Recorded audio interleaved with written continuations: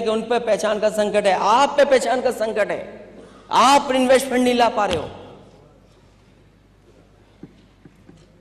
और फिर इसी शहर में दिल्ली जैसा स्कूल हमने बनाया था, संस्कृति स्कूल।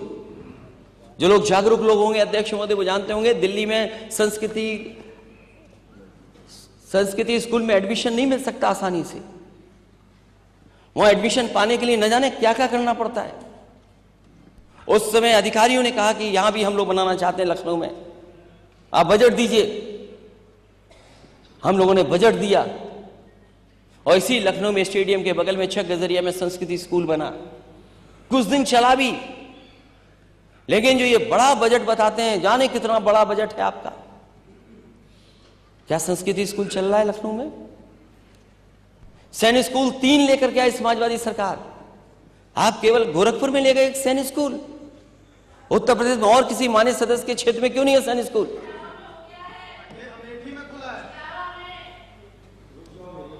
ये लोग, अध्यक्ष महोदय, मैं कुछ भी नहीं कर सकता इन लोगों के लिए, मैं कुछ भी नहीं कर सकता। अध्यक्ष महोदय, जिस समय कांग्रेस की सरकार थी,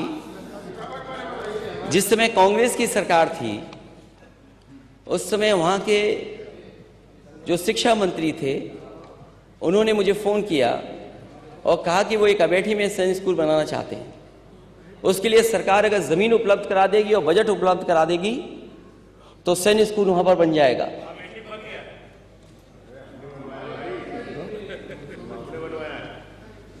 तो जब मैंने अध्यक्ष महोदय उनसे कहा कि आप एक नहीं, आपको 3 देने पड़ेंगे तब जाकर के सैनिक स्कूल बनेंगे, तो बोले एक ही बड़ी मुश्किल से मैं दे रहा हूं, एक ही बड़ी मुश्किल से आ रहा है। मैंने कहा अगर आप 3 देंगे तब सैनिक स्कूल बनेगा।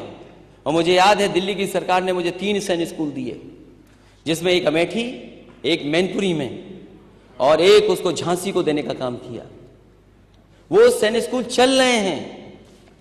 जो नए सैनिक स्कूल बन रहे हैं वो पीपीपी मॉडल पे बन रहे हैं, वो सरकार के नहीं बन रहे हैं। इसलिए कंफ्यूज ना करे सरकार किसी को कि वो सैनिक स्कूल बना रहे हैं, वो पीपीपी पे सैनिक स्कूल बना रहे हैं। तो हम ये कहना चाहते हैं, जब इतना बड़ा बजट है आपके पास, तो आप प्राइवेट इन्वेस्टमेंट शिक्षा में क्यों ढूंढ रहे हो? आप मेडिकल कॉलेज में पीपीपी ढूंढ रहे हैं, कोई प्राइवेट प्लेयर आ जाए, प्राइवेट पार्टनरशिप हो जाए। आप क्या दिल्ली की तरह सब चीजें बेच दोगे? उन्होंने तो एयरपोर्ट बेच दिया, ट्रेनें बेच रहे हैं, आप क्या स्कूल बेच दोगे, पॉलिटेक्निक बेच दोगे, आईटीआई बेच दोगे, मेडिकल कॉलेज बेच दोगे? फिर गरीब कहां जाएगा? गरीब का इलाज कहां पर होगा? गरीब कहां पढ़ेगा? तो मैं ये जानना चाहता हूं सरकार से कि इतना बड़ा बजट है, सैनिक स्कूल ज्यादा क्यों नहीं बन रहे? अमूल के प्लांट केवल 3 ही क्यों हुए, 6 क्यों नहीं आए इनकी सरकार में? और मुझे याद है कि अक्षय पात्रा को लेकर के कि हमारे बच्चों को कुक्ड फूड मिले, cooked food, hot cooked food मिले, तो उसके लिए योजना चालू की थी। जितनी समाजवादियों की सरकार भी शुरू से आगे नहीं बढ़ पाए। एक बनारस में उस समय भी प्रपोजल था, उसके बाद उत्तर प्रदेश में और क्यों नहीं? बच्चों को खाना अच्छा क्यों नहीं दे पा रही सरकार? और संकट होता तो शायद इस तरह की संस्थाएं नहीं आती उत्तर प्रदेश में। ये तो कुछ बताई है मैंने, ये बहुत सारी और भी योजनाएं जो आई थी और लगातार आती हैं। जो लोग मेदांता तो अस्पताल में सब इलाज कराने जाते हैं, और मुख्यमंत्री जी उससे तो वो उद्घाटन करवाते हैं कई मशीनों का। मैं तो नेता सदन से कहना चाहता हूं, प्राइवेट की क्यों मशीन उद्घाटन करते हैं आप? आपका 100 एकड़ में बना हुआ कैंसर इंस्टीट्यूट है, उसका उद्घाटन करो। हालांकि आपने किसी की प्रतिमा लगा दी, हमें कोई शिकायत नहीं उन पर से। अरे कम से कम आपने खुद बनाया होता, फिर लगाते तो खुशी ज्यादा आपको होती।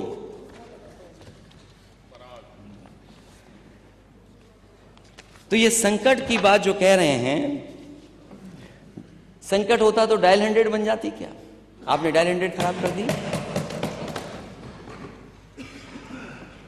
वो कंपनियां क्या यूपी में आती? क्या यूपी में आ जाती वो कंपनियां? और फिर मुझे खुशी इस बात की कि बड़े पैमाने पर हम लोगों ने लैपटॉप डिस्ट्रीब्यूशन किया था। वो लैपटॉप डिस्ट्रीब्यूशन आपकी सरकार में क्यों नहीं हो पा रहा है? लैपटॉप का हुआ, लैपटॉप नहीं दिया है।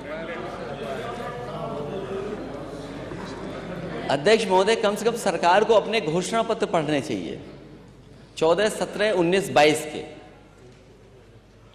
और फिर ये याद करना चाहिए कि रघुकुल रीत सदा चली आई, प्राण जाए पर बचन न जाए।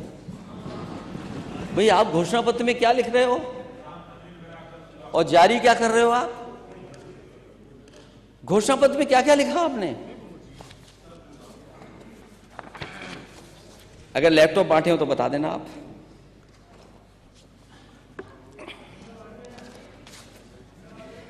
फिर ये सरकार कह रही है कि हम लखनऊ में दिल्ली की तर्ज पर एरो सिटी विकसित किए जाने की योजना है। लगभग 1500 एकड़ में विकसित की जाएगी। 7 सितारा होटल, पार्क, विश्व स्तरीय कन्वेंशन सेंटर जैसी सुविधाएं उपलब्ध होंगी। अगर ये 1500 एकड़ की योजना है, हमें खुशी इस बात की है कि ऐसी योजना सरकार बनाना चाहती है, बना रही है, तो कम से कम इसके लिए बजट क्या है आपका? जब वित्त मंत्री अपना रिप्लाई दें तो कम से कम ये बताएं कि इसमें बजट कितना दिया है इन्होंने।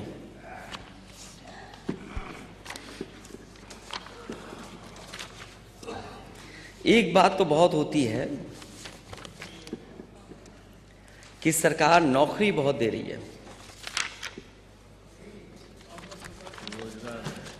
और सरकार से मैंने हर बार कहा और सदन में कहा कि सरकार जो आंकड़े पेश करती है वो सच नहीं है। आंकड़े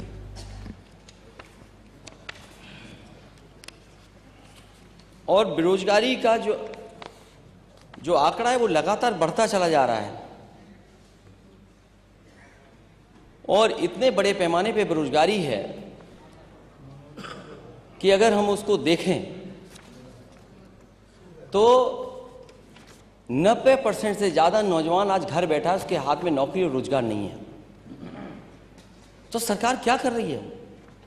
अगर हम गवर्नर स्पीच पढ़ें और बजट की स्पीच पढ़ें, दोनों में एक ही बात लिखी गई है कि 40 लाख करोड़ का इन्वेस्टमेंट आ रहा है, 1 करोड़ से ज्यादा लोगों को नौकरी या रोजगार मिल रहे हैं।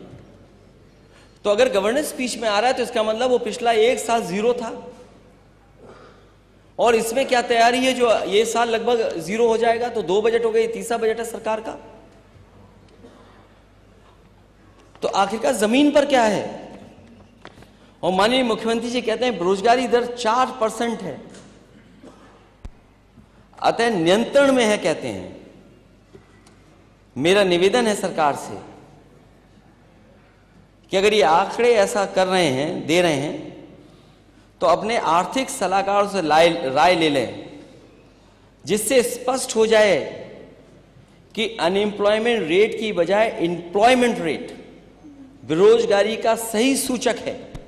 कम से कम इस सरकार ये बताए कि बेरोजगारी का सही सूचक क्या है, अनएम्प्लॉयमेंट रेट या एम्प्लॉयमेंट रेट। अपने भाषण में जब जवाब दे सरकार तो ये बात कहे कि अनएम्प्लॉयमेंट का सही सूचक अनएम्प्लॉयमेंट रेट है कि एम्प्लॉयमेंट रेट है, और अनएम्प्लॉयमेंट रेट में केवल उन लोगों की संख्या ली जाती है जो काम करने के इच्छुक हों, और एम्प्लॉयमेंट रेट में पूरी संख्या ली जाती है। इसलिए कम से कम सरकार इसको स्पेसिफिक बताए कि आखिरकार सरकार में क्या स्थिति है नौकरी और रोजगार की। किसान की आय दोगुनी की बात, क्या किसान की आय दोगुनी हो गई? क्या एमएसपी मिलने लगा? आपने बजट में भी और गवर्नर स्पीच में भी इन बातों को डाला है कि हम किसान की लाभकारी मूल्य दे रहे हैं। क्या सरकार एमएसपी देगी? क्या डबल इंजन सरकार एमएसपी किसानों को उपलब्ध कराएगी? और वो इंफ्रास्ट्रक्चर कहाँ है जहां आप एमएसपी उपलब्ध करा सकें। अगर आपको किसानों को एमएसपी दिलानी तो उसके लिए इंफ्रास्ट्रक्चर क्या है? आपने इंफ्रास्ट्रक्चर क्या तैयार किया है? जो मंडी चल रही थी वो बंद कर दी, और कई मंडियों को जो बनाया जा रहा था बड़े पैमाने पर, उन मंडियों के लिए बजट क्या है? आखिरकार आपकी किसानों से दुश्मनी क्या है? आप मंडियां क्यों नहीं देना चाहते? और जो सुविधाएं किसानों को मिलनी चाहिए वो सुविधाएं क्यों नहीं दे रहे हैं? और एग्रीकल्चर रेट क्या है? क्या हमारी एग्रीकल्चर रेट डाउन नहीं जा रही है? और शिक्षा का स्तर, में क्या बात करूं शिक्षा के स्तर पर। यूनिवर्सिटियां बन रही हैं, यूनिवर्सिटी के वीसीज अपॉइंट हो रहे हैं। हालांकि हम लोगों ने कई बार पूछा है सरकार से कि ये सरकार बताए कि आखिरकार 46 में 56 वाली कहानी क्या है, लेकिन 46 में 56 वाली कहानी नहीं पता लग पा रही है। और मैं तो कहूंगा कि कभी कभी हमारे साथी वो भी 46 के 56 वाले चक्कर में फंस जाते हैं।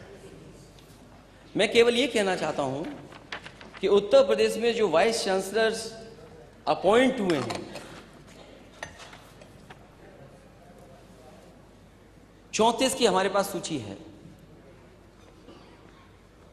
34 में पीडीए कितना है? 34 में पीडीए कितना है?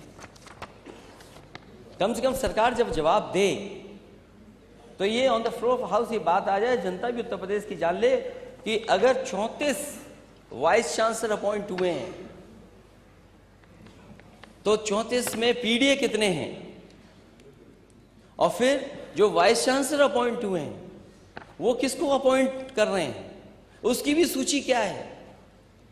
समय समय पर लोगों ने आवाज उठाई, लेकिन सच्चाई सामने कभी नहीं आई।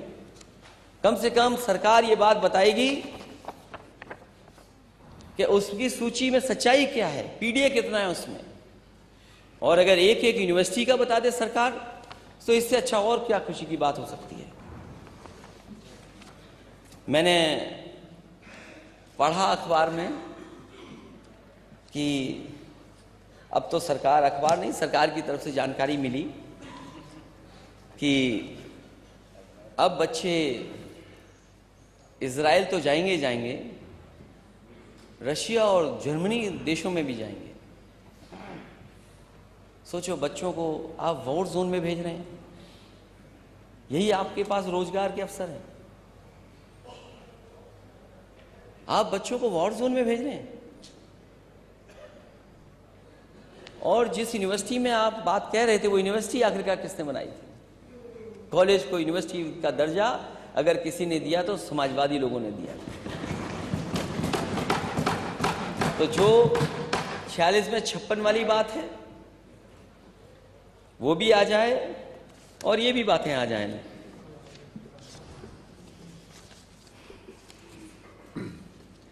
बिजली विभाग बहुत महत्वपूर्ण है कि मैं बहुत सारे विभाग को स्किप कर रहा हूं। मैं सीधा बिजली विभाग पे आता हूं।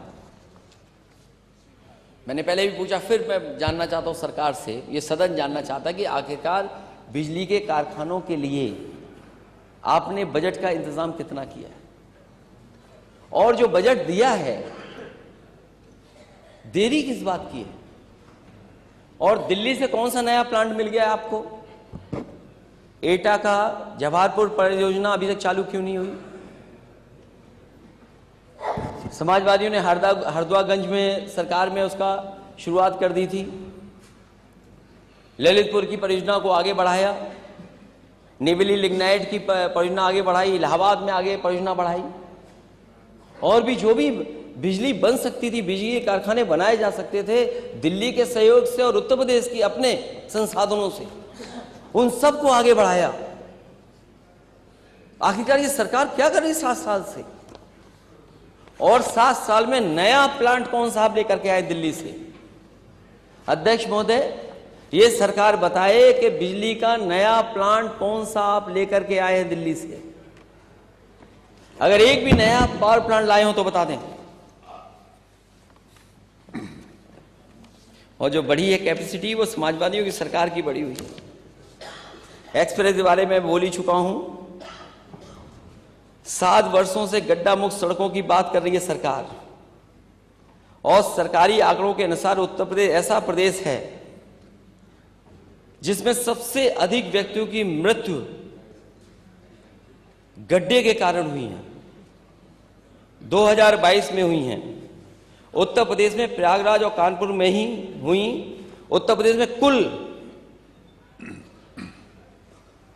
लगभग 2000 रोड एक्सीडेंट हो चुके हैं, जिसमें 1000 से ज्यादा लोगों की मृत्यु हो चुकी है। तो आखिरकार ये गड्ढे कब भरे जाएंगे? और अगर गड्ढे भरे जाएंगे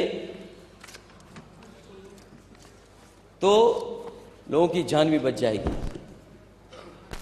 न्यूट्रिशन मिशन चल रहा था सरकार का। न्यूट्रिशन मिशन को इस सरकार ने बिल्कुल बंद सा कर दिया है। और अगर सरकार $1 ट्रिलियन की इकोनॉमी का सपना देख रही है, अगर IMR और MMR जो पैरामीटर्स हैं वो बेहतर नहीं होंगे, तो हमारे आने वाली पीढ़ी का कैसा भविष्य होगा? जब आप $1 ट्रिलियन की इकोनॉमी का सपना देख रहे हैं, तो कम से कम हमारे बच्चों का स्वास्थ्य भी बेहतर हो।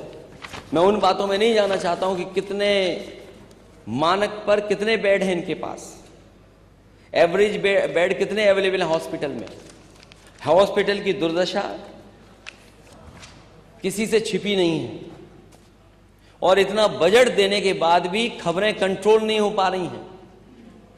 चाहे वो जिला अस्पताल हो, चाहे मेडिकल कॉलेज हो, गरीबों को इंतजार करना पड़ रहा है, तब जाकर के दवाई और इलाज हो पा रहा है। जो सरकार ये दावा करती है कि हम इतने नंबर्स दे चुके हैं, बीमार लोगों को इतना बजट दे चुके हैं, मैं अध्यक्ष महोदय आपके माध्यम से सरकार से कहूंगा, चाहे कम दें लेकिन गरीब के इलाज के लिए पूरा पैसा दें। ये नहीं कि आधा अधूरा पैसा दे दिया आपने। थैंक यू सर, धन्यवाद। और आधा अधूरे से इलाज नहीं होने पा रहा है। 2-3 बातें अध्यक्ष महोदय और कि मैं बहुत देर से आपको देख रहा हूं। लॉ एंड ऑर्डर तो जीरो टॉलरेंस जीरो हो गया है, जीरो टॉलरेंस ही जीरो हो गया। हर दिन हत्या और तमाम घटनाएं आ रही हैं। इनके ही क्षेत्र का बताइए, पासी बिरादरी का आदमी मार दिया गया, 5 तारीख को मार दिया गया।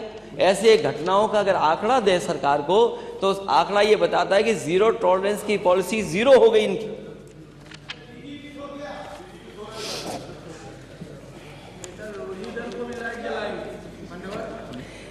BHU में, हालांकि वो सेंट्रल यूनिवर्सिटी है, PDA मात्र 13% है उसमें।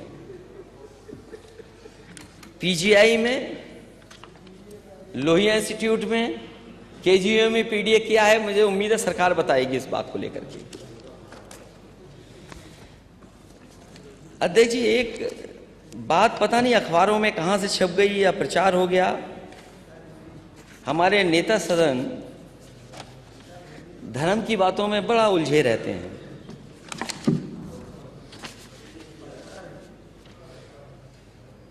कभी किसी ने कहा है कि धर्म अमीरों की शान और गरीबों की सिसकियां हैं। किसी ने यह भी कहा कि धर्म अफीम का गोला है। हमारे नेता सदन और एक कदम आगे चले गए। उन्होंने दिनकर जी की कुछ लाइनें पढ़ी। राष्ट्रीय कवि रामधारी सिंह दिनकर जी की, और पांडव और कौरवों की बात कर दी।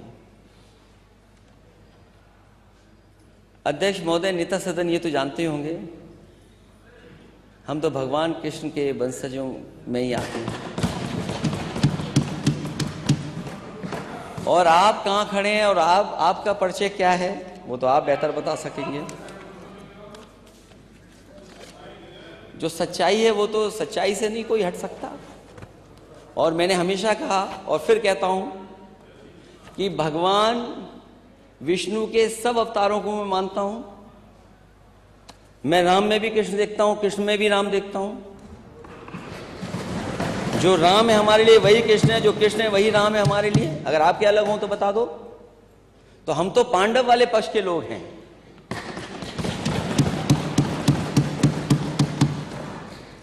और फिर स्वामी विवेकानंद जी को क्यों भूल जाते हैं आप? उन्होंने जो कोट किया, हालांकि उनके पहले दिन की स्पीच के बारे में बहुत लिखा गया है, बहुत बोला गया है, और उन्होंने जो कहा, मैं उनकी स्पीच का ही कोट कर रहा हूं कि I am proud to belong to a religion which has taught the world both tolerance and universal acceptance. We believe not only in universal tolerance, but we accept all religions as true. I am proud to belong to a nation which has sheltered the persecuted and the refugees of all religions and all nations of the earth.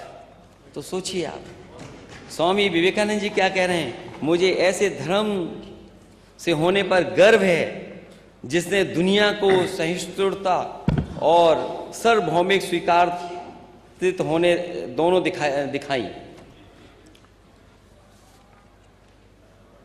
तो जब हम स्वामी विवेकानंद जी को coat कर रहे हैं, जिन्होंने कहा हो यूनिवर्सल एक्सेप्टेंस और टॉलरेंस की बात कही हो, यही हमारा सच्चा धर्म है, लेकिन इनका रास्ता पता नहीं कौन सा है। अपनी बात खत्म करते हुए, बातें तो बहुत हैं, महंगाई की बहुत बड़ी बात है,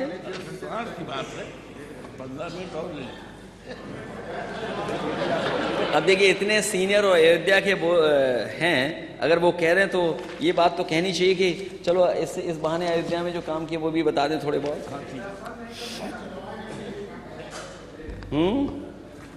पहले तो उसके लिए भी मेरे पास है, उसके लिए भी मेरे पास है।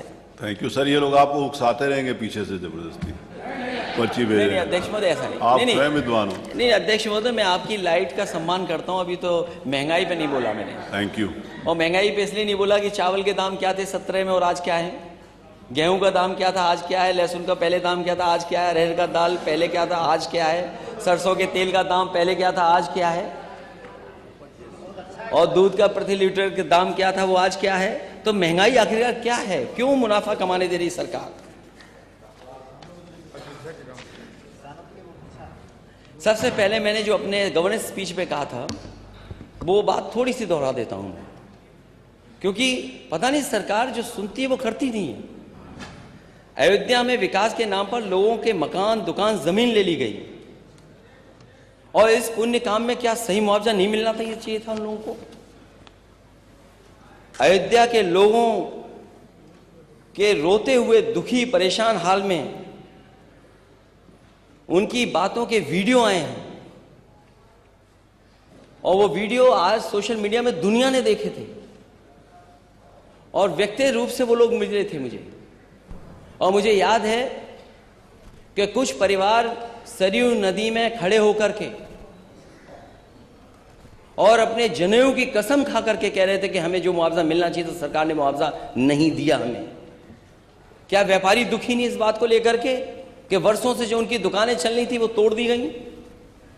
माजा बरहेटा, माजा अमथरा में लोगों की जमीनें सब ले ली गई, क्या मुआवजा सही दिया गया है? और क्या अयोध्या में जमीनों को लेकर के लूट नहीं चल रही है? रामपथ निर्माण में मुआवजा देने में अधिकारियों ने पूरी लूट की।